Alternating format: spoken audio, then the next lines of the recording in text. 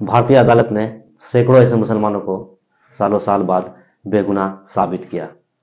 Police या special cell के द्वारा उसे आतंकवादी के आरोप में या किसी आतंकवादी गतिविधि में संलिप्त होने के आरोप में जब उसे जेल में डाल दिया जाता है, तो लंबी कानूनी लड़ाई लड़ने के बाद पुलिस उसके खिलाफ कोर्ट में न तो कोई सबूत पेश कर पाती है और न ही कोई गवाह। अदालत लास्ट में जब उसे बेगुनाह साबित करती है, तो ना उसके पास उसका परिवार बचता है, न ही उसकी उम्र और न ही उसके सपने।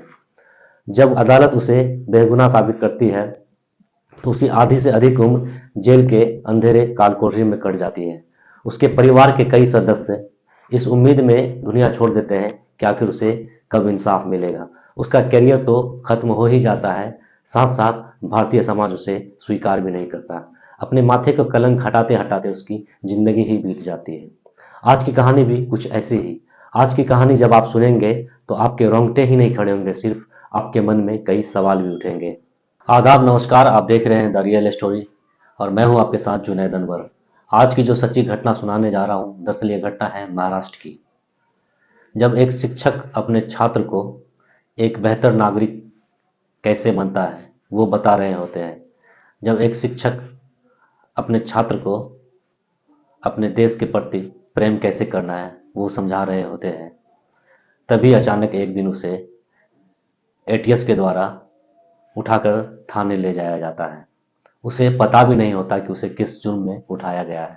जब उसे बताया जाता है कि उसे मुंबई ट्रेन ब्लास्ट के मामले में उठाया गया है, तो वो चौंक जाता है और उसे जेल भेज दिया जाता है। लगभग 9 साल तक लंबी कानूनी लड़ाई लड़ने के बाद उसे सितंबर 2015 में कोर्ट द्वारा बाइज्जत बरी कर दिया जाता है।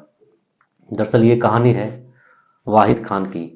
वाहिद खान अपने इस 9 साल के नाश्ता को अपने एक किताब बेगुनाह कैदी में बताते हुए कहते हैं कि जब मैं अपने घर पर था तो मुझे पुलिस अचानक से उठाकर ले गई और मुझे पता भी नहीं था कि मुझे किस जुर्म में उठाया जा रहा है। जब मैं थाने पहुंचा तो मुझे पता चला कि मुंबई ट्रेन ब्लास्ट के मामले में मुझे उठाया गया है। जब ये मुझे पता चला तो मैं घबरा गया। फिर उसके बाद पुलिस की कभी नहीं खत्म होने वाली वो यातनाएं शुरू होती है। पुलिस का एक ही मकसद था, वो किसी तरह मुझसे कबूलनामे पर हस्ताक्षर करवा ले, दस्तखत करवा ले।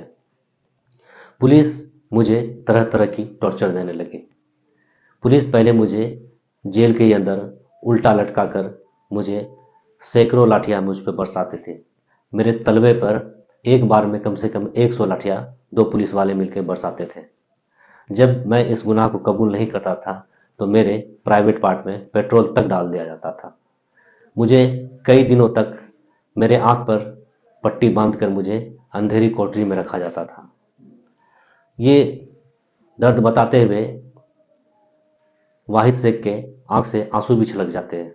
वो कहते हैं कि मुझे करंट तक लगाया जाता था। मैं उस गुनाह को कबूल नहीं करता था, तो आखिरकार थक हार कर पुलिस मेरे परिवार को मेरे ही सामने गालियां देते थे, बेइज्जत करते थे और कहते थे कि गुनाह कबूल कर लो, नहीं तो इस केस में तुम्हारे परिवार के हर एक लोगों का नाम चला जाएगा।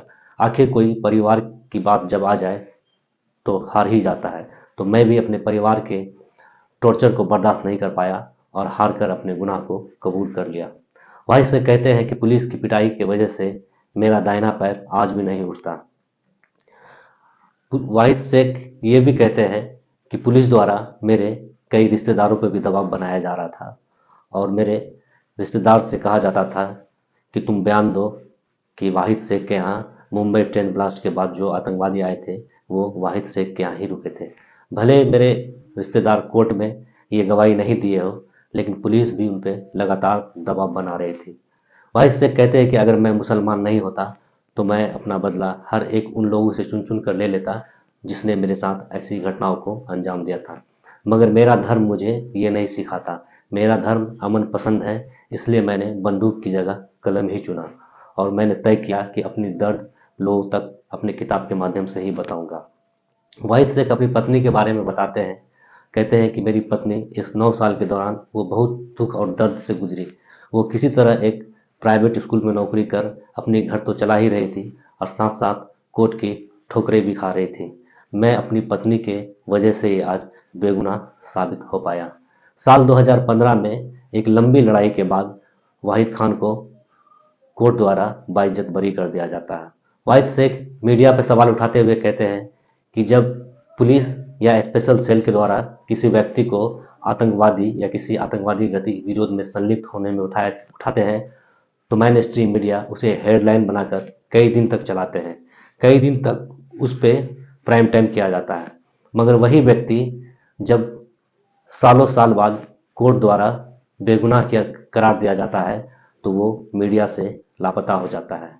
अगर आप वाहिद खान की पूरी कहानी को पढ़ना चाहते हैं, उनके साथ इस 9 साल में बीते हुए हर एक घटनाओं को पढ़ना चाहते हैं तो आप उनकी किताब बेगुनाह कैदी को पढ़ सकते हैं। आज की कहानी में सिर्फ इतना ही।